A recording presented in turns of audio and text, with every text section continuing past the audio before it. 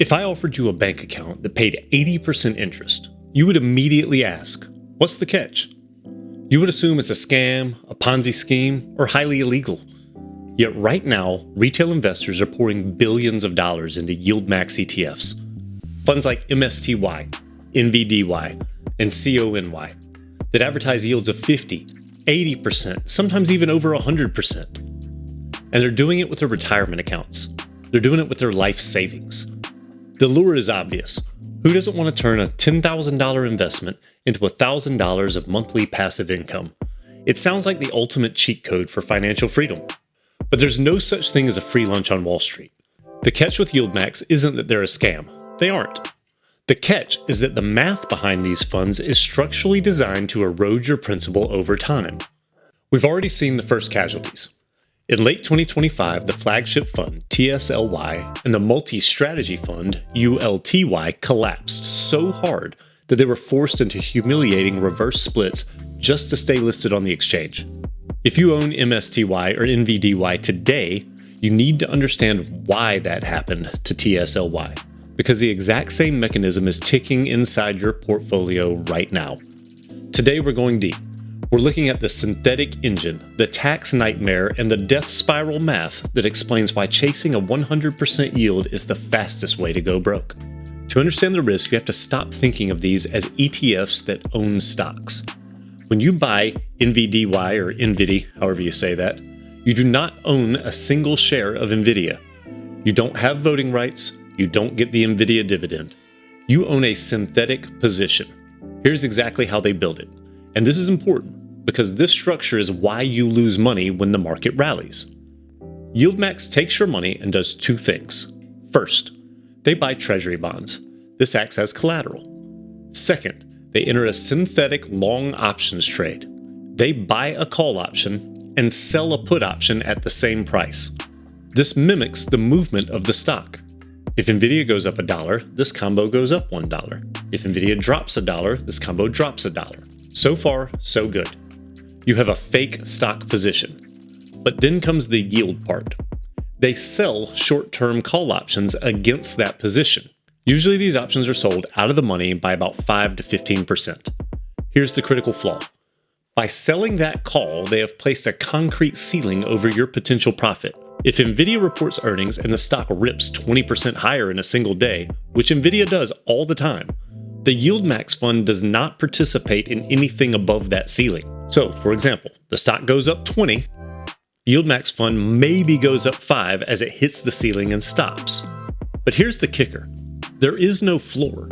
If Nvidia drops 20%, the YieldMax fund drops the full 20%. This is called asymmetric risk.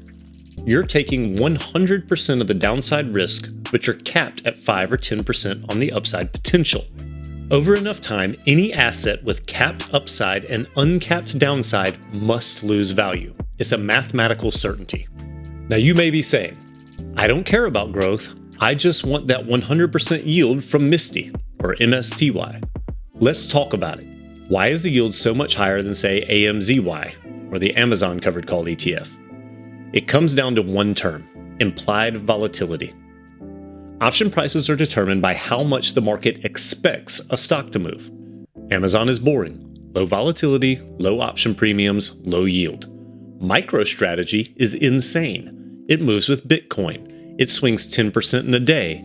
High volatility. Because MicroStrategy is so volatile, traders pay a fortune for those call options. YieldMax collects that premium and pays it to you. That's why the yield is 100%. But remember the rule. High yield comes from high risk. The only reason you're getting paid 100% is because the market expects MicroStrategy to crash or moonshot violently. If it moonshots, you're capped and you miss the gains. If it crashes, you absorb the loss. So, MSTY or MSTY is actually the most dangerous fund in the lineup because it has the highest yield. The high yield is the market screaming at you that the underlying asset is volatile enough to wipe you out. You aren't getting extra money, you're getting danger money. I want to slow down and walk you through the death spiral math. This is the part most people gloss over, but it's the most important part of this video. Let's imagine a hypothetical YieldMax fund. Starting price, $20. The yield, 60% per year, which is 5% per month. Month 1, the stock stays flat. The fund generates that 5% premium, $1. They pay you the $1 dividend. The catch: when the fund pays a dividend, the share price drops by the exact amount. So the share price goes from $20 to $19. You have $19 in shares and $1 in cash. You are whole. Month 2, the stock drops 10%. Your $19 share price drops 10% to $17.10. The fund generates another 5% yield on the new lower price, 85 cents. They pay you 85 cents. The share price drops to $16.25. Month 3, the stock rallies 10%. The stock recovers. But your fund, remember, it's capped. Maybe the fund only captures 5% of that recovery because of the sold calls. So your $16.25 share price goes up by 5% to $17.06. The result? The underlying stock is back to where it started. It fully recovered. But your fund, it started at $20, now it's at $17.06. You've suffered a permanent NAV erosion. To get back to $20, the fund now needs to perform better than the market, but structurally it's designed to perform worse than the market during rallies. This is the death spiral.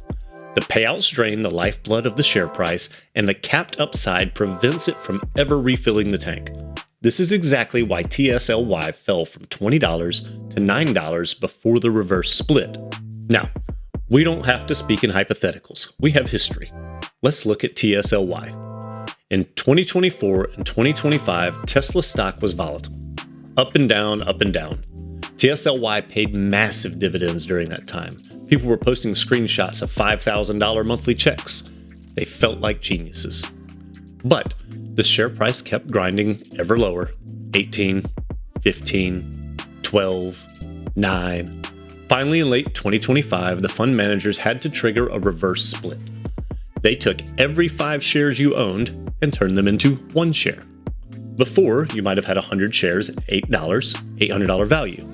After, you had 20 shares at $40, still an $800 value. Now, why does this matter? Because a reverse split is the ultimate admission of failure for a buy and hold investment. It hides the damage. It resets the chart so it doesn't look like a penny stock, but it doesn't fix the engine. The engine is still leaking oil. If you're holding MSTY or CONY and Bitcoin enters a bear market, a reverse split is not a matter of if, it's a matter of when. If capital losses aren't enough to scare you, let's talk about the IRS. Many new investors assume all dividends are created equal. They're not. When you buy Coca-Cola or SCHD, you get qualified dividends. The US government wants to encourage long-term investing, so they tax these at a preferential rate. Usually 15% for most people, or 0 if you earn less than $45,000. YieldMax distributions are not dividends. They are income from options premium. The IRS treats this as ordinary income. This means it is taxed at your highest marginal bracket, state and federal tax. And if you have a good job, you could be paying 35 to 40% or more on these payouts. Let's do the math on a break-even year. You invest $10,000. The share price drops $4,000, which is a capital loss. You get paid $4,000 in dividends, which is income. On paper, you have $10,000, so you broke even. But wait, you can't fully offset ordinary income with capital losses. You're capped at $3,000 net loss offset per year. So, you owe taxes on the $4,000 of income immediately. That's a bill of maybe $1,200. You lost $4,000 in value, and you have to write a check to the IRS for $1,200.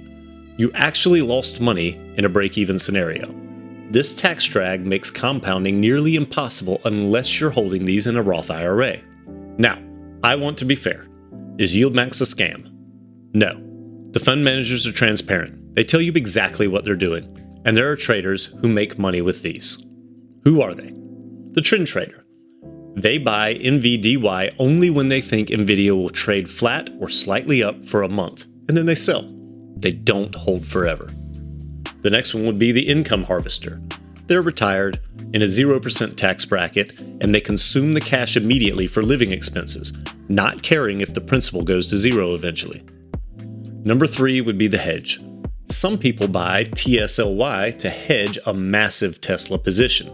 But for 95% of the people watching this video, people who are accumulating wealth, people who aren't reinvesting dividends, this product is a trap. You are taking a tax-inefficient asset that erodes over time and trying to use it for long-term growth. It's like trying to win a Formula 1 race with a tractor. It's the wrong tool for the job. If you want high income, but you don't want to wake up in 5 years with half your money gone, what should you buy? One alternative is JEPQ, J-E-P-Q. This is the gold standard for high yield right now. The main difference is that JEPQ actually owns the stocks, Microsoft, Apple, Nvidia. They sell options on the index, not the individual stocks, and they usually sell out of the money. The result? You get a 9 to 10% yield, but you also capture about 60 to 70% of the market's upside. Also, when it comes to taxes, JEPQ uses ELNs, equity-linked notes, which can sometimes offer better tax treatment, though still largely ordinary income. But the NAV tends to be more stable and at least sometimes growing. Alternate number 2, DIVO, the Amplify CWP Enhanced Dividend. The main difference here is that this is an actively managed fund. A human manager picks high-quality stocks like Visa, United Health, Microsoft, and selectively sells calls only when they think the stock is overbought. The yield is lower, around 5%, but the growth is massive. It performs much closer to the S&P 500 total return. Alternative number 3, the do-it-yourself model.